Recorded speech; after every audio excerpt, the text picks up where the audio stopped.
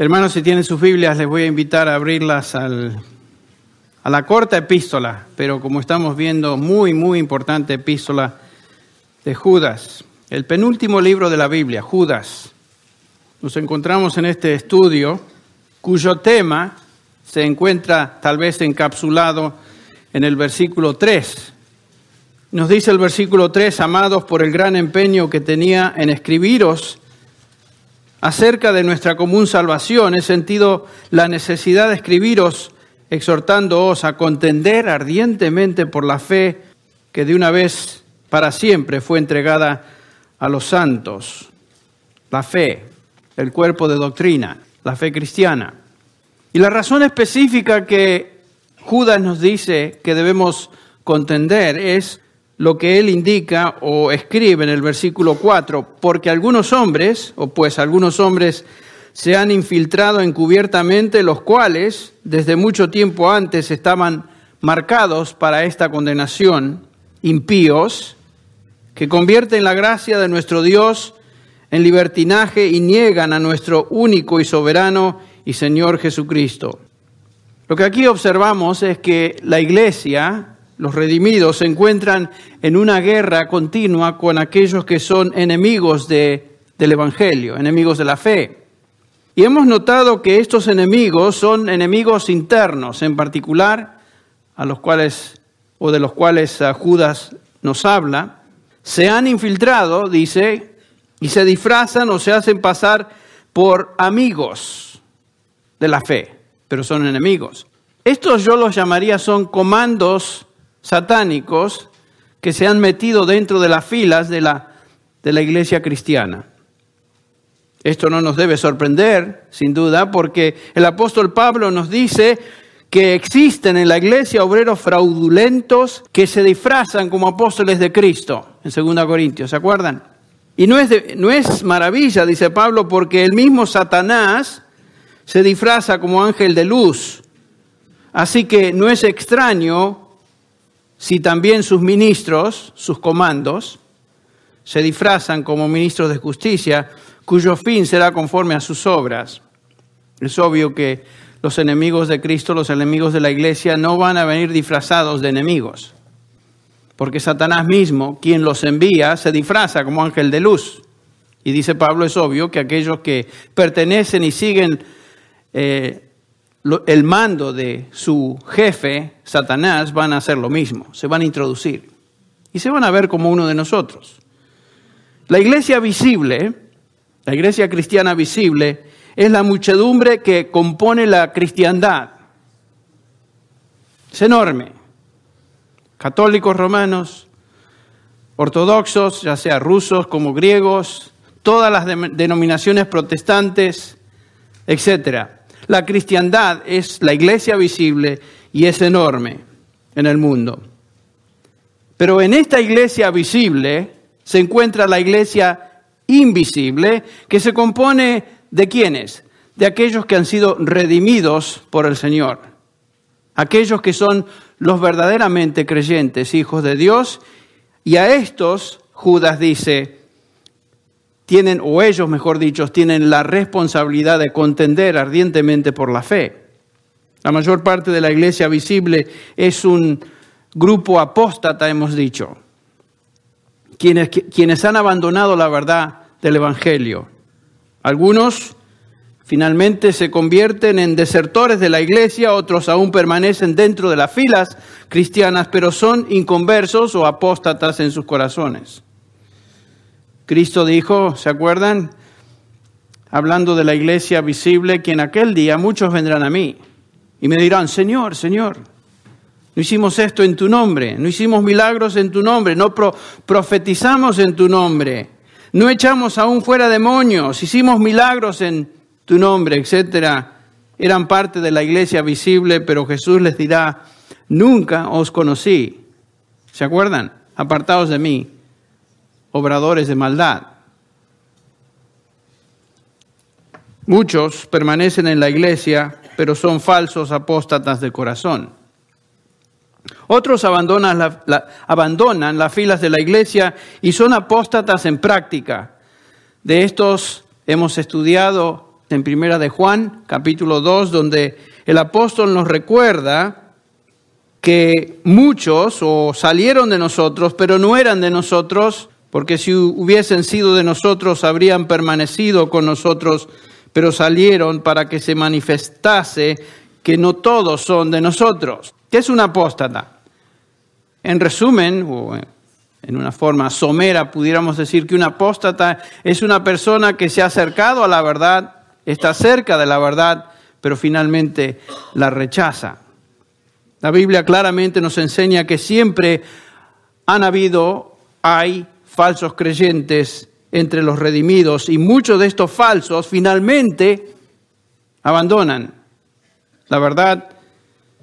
Algunos abandonan la fe por la persecución. Ustedes recuerdan lo que el Señor Jesús nos dice acerca del sembrador. Salió a sembrar y la semilla cayó en varios tipos de terrenos. Y nos dice el Señor Jesús que algunos, por causa de la persecución, abandonan la fe. Otros abandonan la fe, o la fe no tiene raíz en ellos por los afanes de la vida. Otros, por obtener riquezas, se apartan de la fe, están más interesados en posesiones materiales que en Dios mismo. Primera de Timoteo 6:9 nos dice Pablo, porque los que quieren enriquecerse caen en tentación y lazo, y en muchas codicias necias y dañosas que hunden a los hombres en destrucción y perdición. Después agrega, ustedes recuerdan, la raíz de todos los males es el amor al dinero. Eso lleva a la perdición. Otros abandonan la fe porque el Evangelio demanda compromiso con el Señor Jesucristo, compromiso total, negarse a sí mismo, tomar la cruz cada día. Y ustedes recuerdan que el Señor Jesús estaba rodeado de discípulos durante su ministerio aquí en esta tierra. Muchos le seguían, tenía muchos pupilos, muchos seguidores. Juan le llama discípulos. Y nos dice allá en el capítulo 6 de Juan, el versículo 60, al oírlas, hablando de las palabras de Jesús, muchos de sus discípulos dijeron, dura es esta palabra, ¿quién la puede oír? Desde entonces, muchos de sus discípulos, el versículo 66, volvieron atrás y ya no andaban con él. Interesante, ¿no? Realmente es muy, muy interesante para mí notar que la mayoría de los discípulos abandonaron a Cristo. Solamente el remanente permaneció. Pero no es siempre ese el caso del pueblo de Dios. El pueblo de Dios, desde el principio de la historia de la redención hasta que Él venga, es la historia del remanente. Es la historia de los escogidos. Es la historia del grupo que realmente es fiel y genuino. Aunque muchos profesan pertenecer a Dios o seguir al Señor. Algunos abandonan la fe porque aman a este mundo y no quieren dejar lo que este mundo ofrece. Demas es uno de ellos. Nos dice 2 de Timoteo 4:10, porque Demas me ha desamparado amando este mundo y se ha ido a Tesalónica. Interesante ilustración de este colega en el ministerio de Pablo, Demas, quien amó el mundo. Y hemos aprendido en 1 de Juan 2 que el mundo consiste en los deseos de la carne, los deseos de los ojos y la vanagloria de la vida. Aparentemente este Demas amó lo que apelaba a sus ojos, apelaba a su carne y apelaba a su vanagloria. Estas son las cosas del mundo.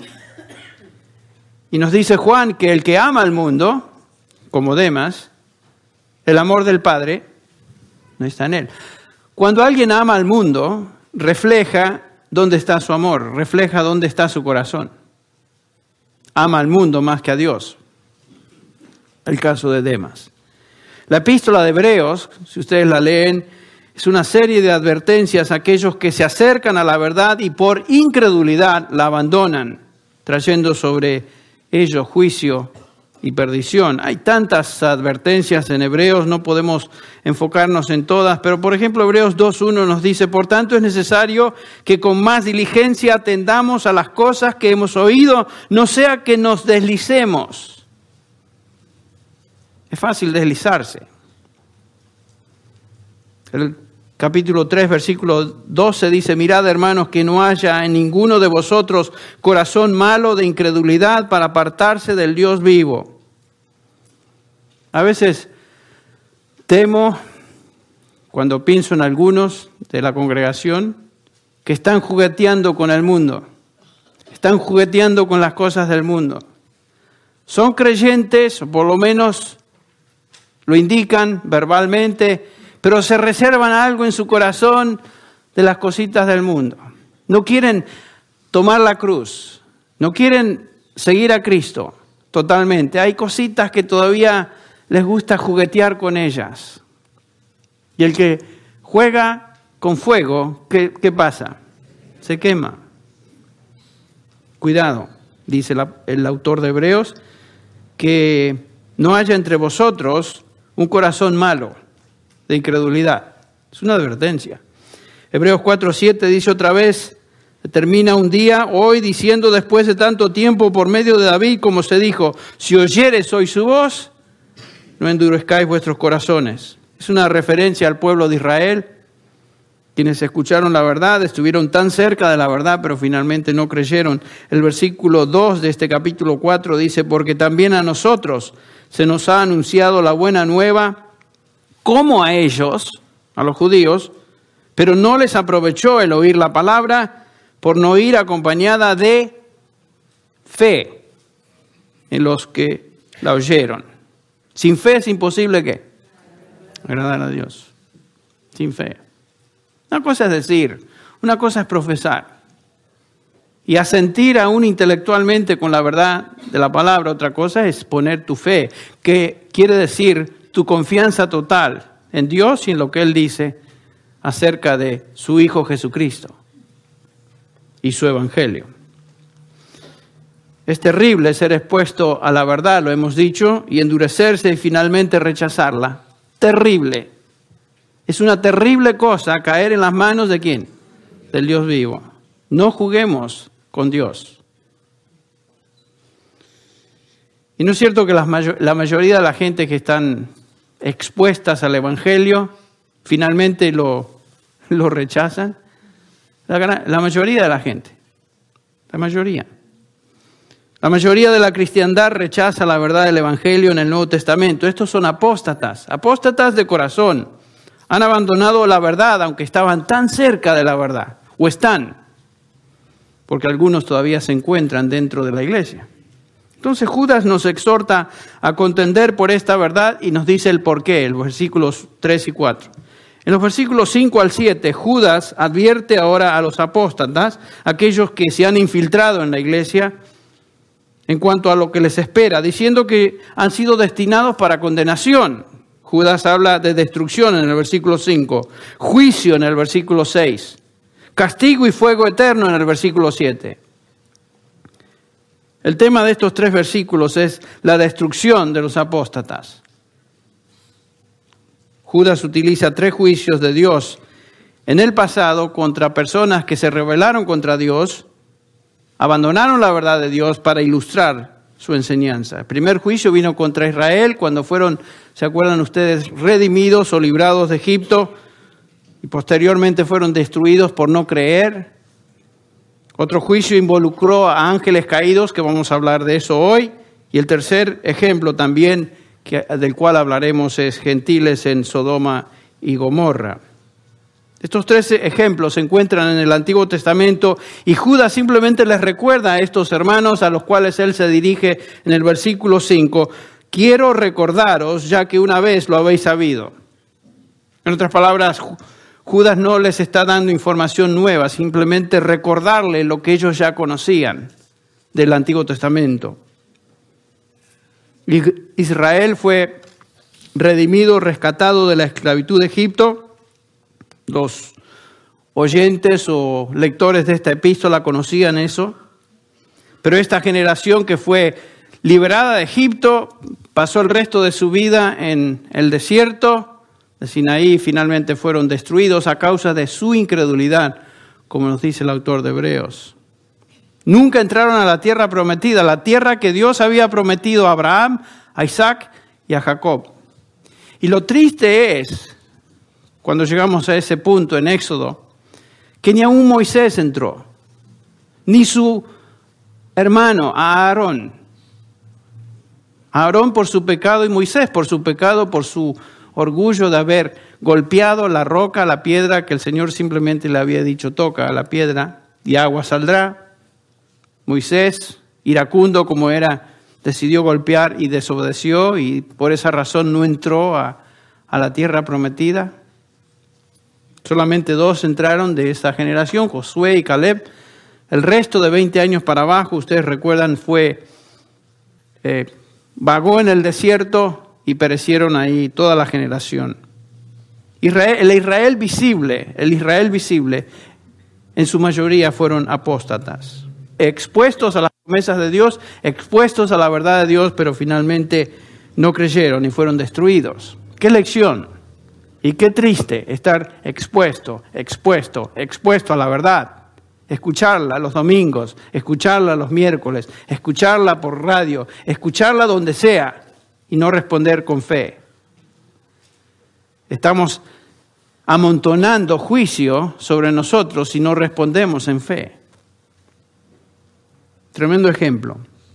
El segundo ejemplo, ilustración que Judas utiliza es la apostasía que se va a ver en los ángeles.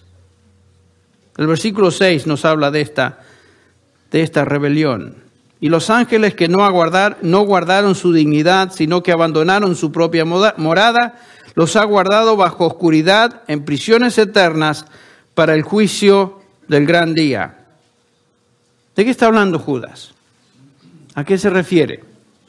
Específicamente, ¿a qué se refiere en el Antiguo Testamento, ya que estos oyentes estaban familiarizados con lo que él está diciendo? Se han dado varias explicaciones, 3 en particular, sobre lo que esto significa. Esta referencia, algunos dicen, se refiere a algo de lo cual no conocemos nada. No conocemos nada, dicen ellos, pero esta explicación pasa por alto el versículo 5, que nos dice que él les escribe sabiendo que ellos conocían al respecto. O sea que los recipientes de esta epístola conocían lo que Judas está escribiendo, lo habían sabido, refiriéndose al Antiguo Testamento. Otros dicen que esto se refiere a la caída de Satanás y sus seguidores, que se describe, por supuesto, en Isaías capítulo 14 y Ezequiel 28. Pero lo que sabemos es que Satanás y sus seguidores, 1/3 de los ángeles del cielo, no están hoy bajo prisiones, están hoy sueltos y están llevando a cabo su obra macabra a través del mundo. O sea, Satanás está suelto, sus demonios andan sueltos. O sea, no se puede referir a eso. Algún día Satanás y sus ángeles van a ser encarcelados durante el milenio. Ustedes recuerdan eso, de lo cual nos habla Apocalipsis.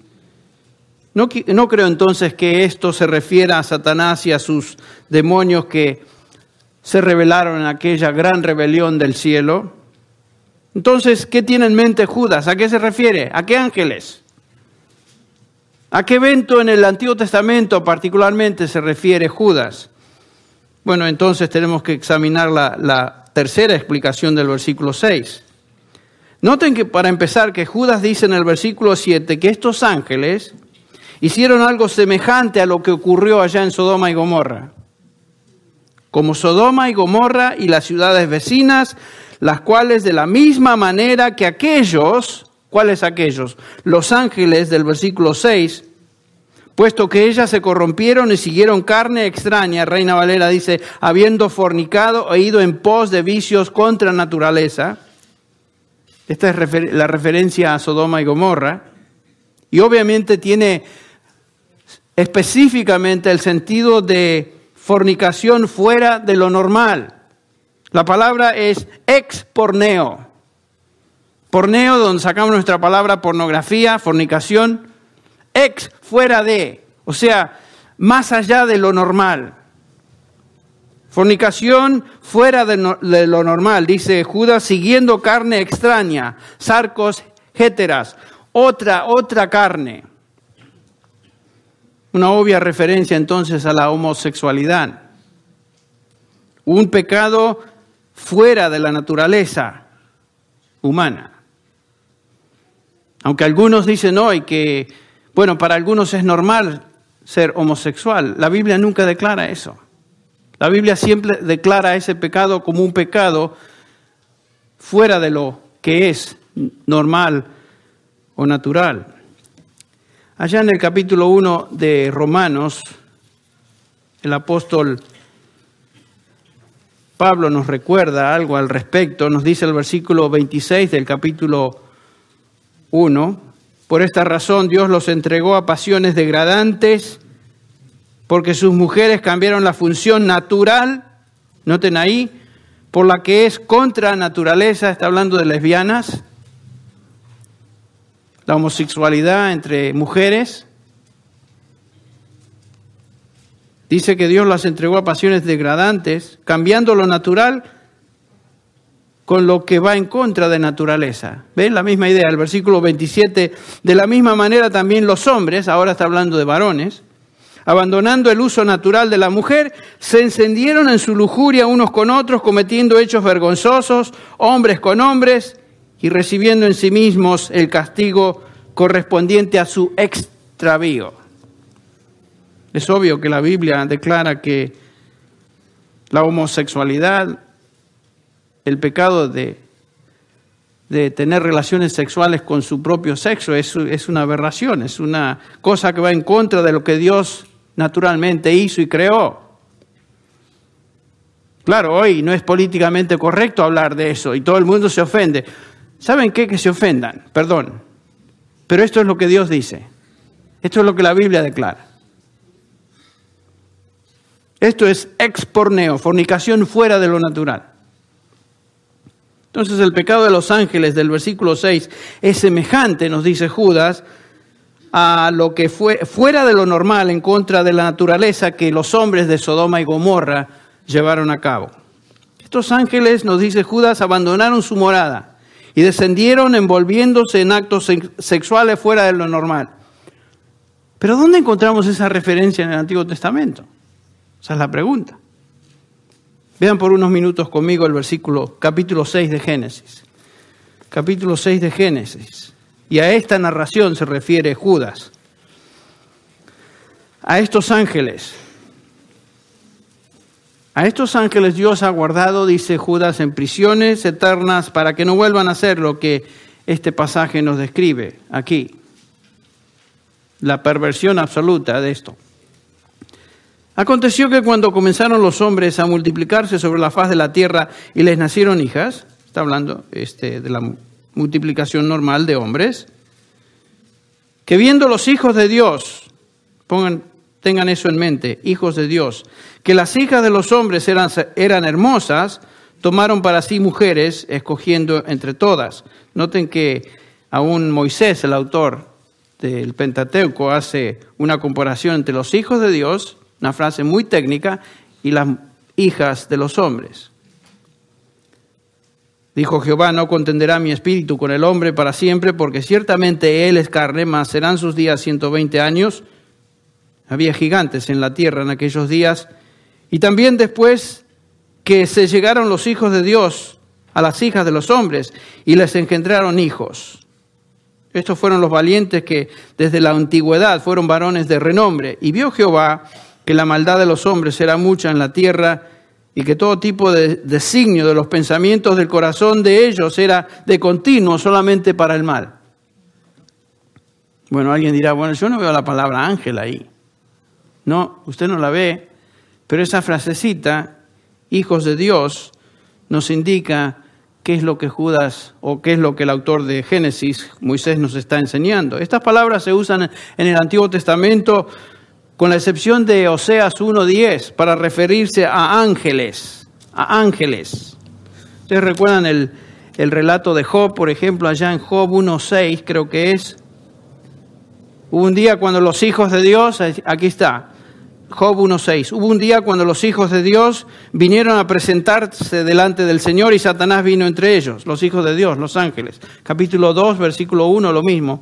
Y sucedió que un día cuando los hijos de Dios vinieron a presentarse delante del Señor, vino también Satanás entre ellos, entre los ángeles, para presentarse. Entonces, esa frase, los hijos de Dios, es una referencia a ángeles. Ángeles. No al pueblo de Dios. Hijos de Dios entonces quiere decir creados por Dios en ese contexto, hechos por Dios. Los hombres no son hijos de Dios hasta que son redimidos. Esa es la única posibilidad. La opinión general aún de los eruditos y aquellos comentaristas judíos del Antiguo Testamento es que esta frase, hijos de Dios, definitivamente se refiere o es una descripción de ángeles. Bien, eso todavía no explica lo que sucedió aquí, ¿no es cierto? ¿Qué pasó?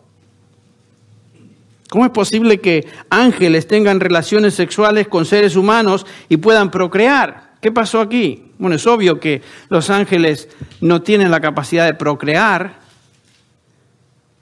Lo que pasó acá es que ángeles dejaron su morada, vinieron sobre esta tierra, se posesionaron de hombres, invadieron sus cuerpos y estos a su vez tuvieron relaciones sexuales con mujeres, lo cual engendró una nueva raza.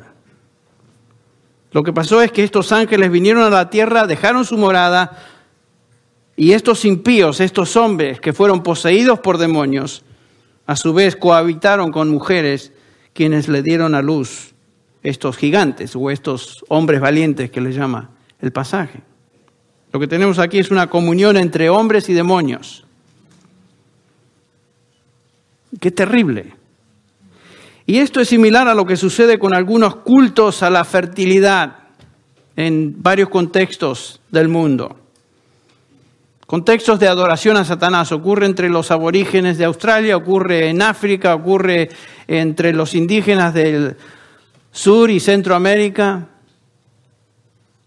Esto es invitar a demonios a poseerlos y de esa manera tener relaciones sexuales con mujeres. Estas son actividades sexuales que existen aún en la adoración a Satanás, impulsadas, motivadas por demonios. Nosotros tenemos una idea muy ridícula en general pensamos que eso no existe, que Satanás es una figura simpática vestida de rojo con un tridente haciendo diabluras. No, Satanás y sus demonios tienen motivos muy perversos, muy macabros. Y por supuesto, lo que Dios crea, Satanás trata de destruir. Lo que Dios hace, Satanás trata de imitar y hacer de eso una caricatura de lo real. La corrupción fue tan grande que Dios decide destruir a la raza. Noten, el versículo 7, dijo Jehová, raeré de sobre la faz de la tierra a los hombres que he creado, desde el hombre hasta la bestia, y hasta el reptil y las aves del cielo. Todos los hombres fueron destruidos en el diluvio, con la excepción de ¿quién? Noé y su familia. Otra vez, siempre la historia de la redención es la historia del remanente. Siempre Dios tiene un remanente. Un grupo de sus hijos, un grupo de sus redimidos. Y el punto es que Dios destruye a la raza humana y estos ángeles fueron sujetos a prisiones eternas para que este pecado no se repitiera. Dios los encarceló en prisiones eternas, en un lugar reservado para ellos. El punto de este relato es subrayar que ángeles, quienes en un tiempo eran parte del cielo, adoraban a Dios, terminan ahora en las oscuridades más profundas del infierno como lección del juicio de Dios contra los que rechazan su gracia y su verdad. Qué terrible, ¿no? Impresionante. ¿Se acuerdan cuando el Señor echó esos demonios de los cerdos? No, lo sacó de ese endemoniado y quisieron invadirle el cuerpo de los cerdos porque temían de que el Señor Jesús los enviara ¿a dónde? Justamente a ese lugar de prisión. Permítenos que nos poseamos de estos animales. Y por supuesto se fueron todos al barranco, ustedes recuerdan la historia. Fueron destruidos. ¿Cómo es posible que ángeles del cielo desciendan y caigan en tal rebelión y terror? La verdad que yo no sé, pero la Biblia nos dice que sucedió. Lo cierto es que sucedió y ahora Judas también como Pedro nos dice, porque si Dios no perdonó a los ángeles que pecaron, sino que arrojándolos al infierno los entregó a prisiones de oscuridad para ser reservados al juicio. Esas son palabras de Pedro, que es una obvia referencia a la misma referencia de la cual nos habla Judas. El punto es este, que Dios siempre castiga la rebelión. Dios siempre la castiga. Y particularmente aquellos que se han acercado a Él, se han acercado a su verdad. Dios la castiga de una manera singular. Lo vemos en el ejemplo de la nación de Israel, los ángeles, y ahora la tercera ilustración, en el versículo 7, la rebelión de los gentiles en Sodoma y Gomorra. Otra vez leemos el versículo 7, como Sodoma y Gomorra y las ciudades vecinas, las cuales de la misma manera que aquellos, los ángeles, habiendo fornicado e ido en pos de vicios contra naturaleza, fueron puestas, por ejemplo, las dos ciudades, sufriendo el castigo del fuego eterno. Noten que Judas une los dos casos, las dos ilustraciones, versículo 6 y versículo 7, los ángeles y Sodoma y Gomorra. Y él nos dice que los cuales, de la misma manera que aquellos, fueron puestas, por ejemplo. La gente de Sodoma y Gomorra se comportó igual que los ángeles mencionados. Se entregaron a fornicación contra naturaleza. Su patrón de perversión es similar al abandono de lo normal y la entrega que es en contra de lo que es normal y natural. La terrible historia de Génesis 18 y 19 es la historia de Sodoma y Gomorra. La gente de estas ciudades conocía acerca de Dios, es obvio. Conocían el testimonio de Abraham. Conocían el testimonio de Lot en medio de ellos, quien, ustedes recuerdan, escogió ir a estas ciudades. Pero sin embargo, estos individuos rechazaron el testimonio de Dios, rechazaron a sus siervos y se entregaron a una vida que es increíblemente difícil de entender. Porque dice el capítulo 19, si quieren seguir conmigo, el capítulo 19 de Génesis, algo muy interesante en cuanto a esto. Comienza el relato diciéndonos que llegaron pues los dos ángeles a Sodoma al caer la tarde, cuando Lot estaba sentado a la puerta de Sodoma. Aquí llegan dos ángeles a visitar a Lot. A menudo en el Antiguo Testamento notamos la presencia de ángeles que se convierten en seres visibles, como nosotros. Y a veces, sin saberlo, que estaban frente a ángeles, los individuos conversan y se tratan con estas personas como si fueran seres humanos. Al verlos, dice, Lot se levantó para recibirlos y se postró rostro en tierra. Aparentemente inmediatamente Lot reconoció que estos dos eran enviados de Dios, eran ángeles de Dios. Y Lot les dice: he aquí ahora, señores míos, os ruego que entréis en la casa de vuestro siervo, y paséis en ella la noche, y lavéis vuestros pies, una común práctica en el Medio Oriente. Entonces os levantaréis temprano y continuaréis vuestro camino. Pero ellos dijeron: no, sino que pasaremos la noche en la plaza. Él, sin embargo, les rogó con insistencia, y ellos fueron con él, y entraron en su casa, y les preparó un banquete, y coció pan sin levadura, y comieron. Están compartiendo un tiempo juntos. Dice el versículo 4, aún no se habían acostado cuando los hombres de la ciudad, noten, aquí vienen, esta horda de perversos. Los hombres de Sodoma rodearon la casa, tanto jóvenes como viejos. Imagínense. todo el pueblo sin excepción, y llamaron a Lot y le dijeron, ¿dónde están los hombres que vinieron a ti esta noche? Sácalos para que los conozcamos. Ajá, la palabra conocer es la misma palabra que se utiliza para tener relaciones sexuales. Sácalos para que tengamos relaciones sexuales con ellos. Estos tipos eran un grupo de pervertidos homosexuales o bisexuales o de todo. El punto es que querían violar sexualmente a estos dos visitantes, huéspedes de Job. Sin duda eran esbeltos, ángeles, buenos mozos, me imagino, perfectos, de apariencia, no sé. Y estos sinvergüenzas quieren tener relaciones con ellos. Entonces Lot salió, el versículo 6, a ellos a la entrada y cerró la puerta tras sí y dijo, hermanos míos, miren cómo habla este.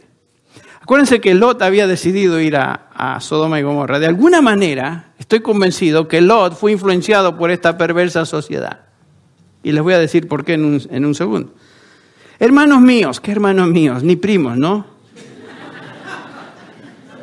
Hermanos míos, os ruego que no obréis perversamente. Ya sabía Lot lo que traían en mente estos tipos, además que habían dicho queremos tener relaciones sexuales. Es obvio que Lot entendía lo que estos impíos querían hacer, violar a estos huéspedes. Y Lot dice algo que realmente no entiendo. Francamente no lo entiendo. Yo creo que estaba tan turbado y tan tal vez influenciado por la atmósfera perversa de la sociedad en que vivía, que dice algo que ustedes, si nunca lo han leído, se les va a caer el cabello al leerlo ahora. He aquí, dice Lot, tengo 2 hijas que no han conocido varón. Permitidme sacarlas a vosotros y haced con ellas como mejor os parezca. ¿Qué papá era este, no? Imagínense. Pero no hagáis nada a estos hombres, pues se han amparado bajo mi techo. Sin duda los del Medio Oriente tenían una actitud muy protectora y especial para sus huéspedes. Pero ofrecer a sus hijas,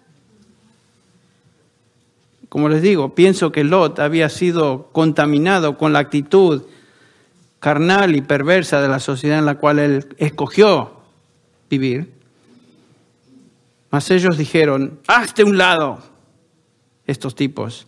Y dijeron además, este vino como extranjero y ya está actuando como juez. Ahora te trataremos a ti peor que a ellos. Y acometieron contra Lot y estaban a punto de romper la puerta. Ah, sí, estás defendiéndolo, ahora vos también vas a caer en lo mismo. Y noten que dicen, este viene acá a juzgarnos a nosotros, este santito que se cree seguidor de Dios, como si él fuera superior. Entonces, el pecador siempre es así, ¿eh? El pecador defiende su pecado, justifica su pecado, y cuando alguien representa a Dios o representa lo que es justo, inmediatamente en lugar de someterse, ¿qué sucede? Se defiende y acusa a este de ser juez. Pero los 2 hombres, los 2 ángeles, extendieron la mano y metieron a Lot en casa con ellos y cerraron la puerta. Estos 2 ángeles defienden a Lot y a su familia. Y a los hombres que estaban a la entrada de la casa los hirieron con ceguera desde el menor hasta el mayor, de manera que se cansaban tratando de entrar. Esto es inconcebible.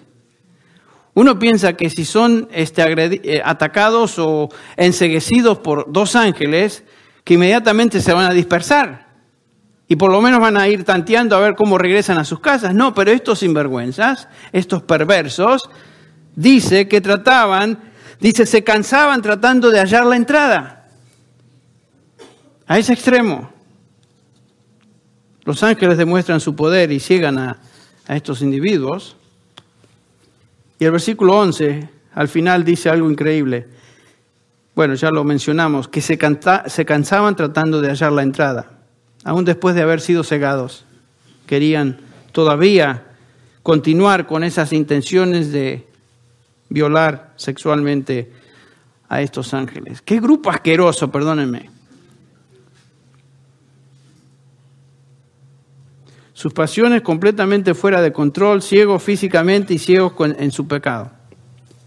Miren, esta narración Es uno de los eventos en la historia de Israel más impactante en toda la Escritura. Sodoma y Gomorra, se repite, la narración y el pecado de Sodoma y Gomorra se repite una y otra vez a través de la Escritura. Lo encontramos en Deuteronomio, Amós, Isaías, Jeremías, Sofonías, Lamentaciones, Ezequiel, Mateo, Lucas, Romanos, Segunda Pedro, Judas y Apocalipsis. Dios quería subrayar algo, ¿no les parece? 2 ángeles del cielo que visitan a Lot, un siervo de Dios. Los hombres de estas ciudades quieren tener relaciones sexuales con estos ángeles y ustedes saben lo que ocurrió a Sodoma y Gomorra. Dice Génesis 19:24, entonces Jehová o el Señor hizo llover sobre Sodoma y Gomorra azufre y fuego de parte del Señor desde los cielos y destruyó aquellas ciudades y todo el valle y todos los habitantes de las ciudades y todo lo que crecía en la tierra. Las ciudades fueron incineradas por Dios. Esa es la actitud de Dios para con ese pecado. Estaba leyendo hace un tiempo de un grupo de homosexuales que decían que el pecado de Sodoma y Gomorra fue la inhospitalidad. Ah, sí. Y Dios entonces incineró a 2 ciudades porque no fueron hospitalarios. Miren hasta qué colmo va la gente a inventar cosas. Dicho cataclismo, nos dicen los arqueólogos, entre paréntesis, que existen evidencias en esta zona de una ruptura tremenda en la tierra donde estas ciudades se encontraban. Este cataclismo indica que también hubo una explosión subterránea de gas que literalmente levantó todo el valle y enterró a todos estos individuos bajo la tierra. O sea, en una hora se acabó todo. Dios los enjuició. Sufrieron, dice Judas, el castigo de fuego eterno. Fueron literalmente quemados físicamente y hoy están sufriendo el castigo eterno en el infierno. Apocalipsis 19 describe una imagen parecida al fuego que estas ciudades experimentaron. Apocalipsis 19 dice que la bestia fue apresada, hablando de Satanás y la bestia, y con ella el falso profeta que había hecho delante de ella las señales con las cuales había engañado a los que la recibieron la marca de la bestia y habían adorado su imagen. Estos 2 fueron lanzados vivos dentro de un lago de fuego que arde con azufre. Una parecida descripción. Capítulo 22, 20:10 dice, y el diablo que los engañaba fue lanzado en el lago de fuego y azufre, donde estaban la bestia y el falso profeta, y eran atormentados día y noche por los siglos de los siglos. Qué descripción, ¿eh? Capítulo 21 de Apocalipsis, versículo 8, pero los cobardes, los incrédulos, los abominables y homicidas, los fornicarios, los hechiceros, los idólatras y todos los mentirosos tendrán su parte en el lago que arde con fuego y azufre, que es la muerte segunda. Qué descripción, ¿eh? No solamente estos perversos de Sodoma, todos estos pecadores que aquí acabamos de enumerar. Este es el infierno que espera a los pecadores, a aquellos que rechazan la verdad de Dios y particularmente a aquellos que se acercaron a esa verdad pero finalmente se apartaron. Como les dije, es sobrio, es aterrador. Terrible cosa es caer en manos del Dios vivo. Terrible cosa. La descripción que encontramos en Judas por medio de estos 3 ejemplos de juicio constituyen entonces una advertencia a los apóstatas, los que están jugueteando entre la fe o continuar en el mundo como estaban. Esta es una advertencia a los que están al borde entonces de abandonar la fe. Siempre en toda iglesia, en toda congregación, en toda muchedumbre, hay gente que se acerca a la iglesia, se acerca a la verdad de Dios, pero están en el borde. Están en el borde. Y algunos se mantienen en el borde por mucho tiempo. ¿Dónde estás tú?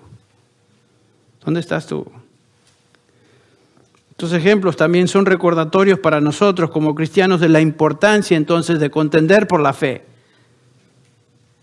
Hoy no es popular confrontar al pecador con su condición de enemistad contra Dios, su condición de condenación eterna y en camino al infierno. Hoy no es popular hablar de eso. Hoy es popular presentar un evangelio liviano, superficial, que no ofenda mucho, invitar a la gente de alguna manera a salvación. Pero para experimentar salvación el hombre tiene que saber que se encuentra en una condición de perdición, ¿no es cierto? Una condición de muerte espiritual por causa de su pecado. Y si no se arrepiente y abandona su pecado y sigue a Cristo tomando su cruz, va a terminar en fuego eterno. Eso es lo que la Biblia dice. Si presentamos un evangelio ligero o incompleto, ¿saben lo que estamos haciendo? Estamos contribuyendo a la apostasía. Estamos contribuyendo a que las iglesias estén llenas de personas que profesan cristianismo, pero realmente no conocen al Señor. En su mayoría no entienden el evangelio. Ingenuamente piensan que son cristianos porque han pasado al frente en alguna reunión o han firmado una tarjetita o han tomado alguna decisión pasada en alguna conferencia X sin saber mucho lo que estaban haciendo porque el mensaje era tan lavado. Y estuve presente en tantas veces, tantas iglesias donde se presenta un mensaje y la gente pasa al evangelio al frente después de la invitación. Y uno se rasca la cabeza, pero ¿para qué pasan? ¿Qué es lo que les motiva? ¿Por qué van al frente? ¿Saben por qué van al frente? No porque el mensaje los convenció de pecados, porque el mensaje no tenía ese mensaje. Los convenció el individuo con su carisma, y sus gritos, y sus lloros, y sus aspavientos, y su drama. Eso es lo que hacen. Cuando les pregunta, ¿por qué viniste? Bueno, me dijo el tipo que pasara al frente. Y muchos van al frente. Ustedes han estado en conferencias, y no estoy acusando al doctor Billy Graham, pero muchos de los que pasan al frente siguen a otros que van moviéndose. Y siguen, y ha ocurrido tantas veces que le pregunta, ¿por qué viniste? Bueno, es que me emocionó la reunión y vi que todo el mundo pasaba y yo pasé también. Pero no han entendido el evangelio. No han entendido el evangelio. Lo vital entonces es presentar el evangelio que el Nuevo Testamento presenta y ¿saben qué? Luchar ardientemente por esa fe. El contenido doctrinal del evangelio que fue dado a los santos, nos dice Judas una vez y para siempre. Dios no es tolerante con aquellos que escuchan la verdad y luego se apartan de ella.